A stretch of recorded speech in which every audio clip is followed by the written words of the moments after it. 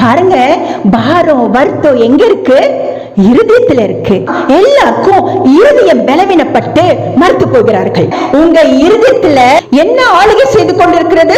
பாரம், துக்கம், கவலை, கடன் தொல்லை, பிரச்சனை, வீட்டு பிரச்சனை, நாட்டு பிரச்சனை, எல்லா பிரச்சனை வந்து இருதயத்தை ஆளுகை செய்து, அப்படி ஆளுகை செய்யும் பொழுது இருதயம் பலவீனப்பட்டு மறுத்து போகிறார்கள். நல்ல கவனித்துக் கொள்ளுங்க தேவஜனமே, உங்க வீட்டாரை நீங்கள் கவனிக்க வேண்டும். ஜெபிக்கிற பிள்ளைங்க, ஜெபிக்காத பிள்ளைங்க யாரா இருந்தாலும் தேவனுடைய நாமத்தை அறிந்தவர்களே, நீங்க எல்லாம் உங்க குடும்பத்துக்கு உத்தரவாதம். நீங்க சொல்லணும், உங்க குடும்பத்துல யாரெல்லாம் இருக்கிறாங்க அவங்க இருதயத்துல தேவ சமாதானம் ஆள வேண்டும். இல்லை என்றால் பலவீனம் வந்துடும். ஆதலால் ஜெபிக்கிற பிள்ளைகளே, கர்த்தர் சொல்கிறார், ஜெபம் பண்ணுங்க, துதி செய்யுங்க. இப்படி பண்ணும் பொழுது தேவ சமாதானம் உங்கள் இருதயத்திலே ஆளும்.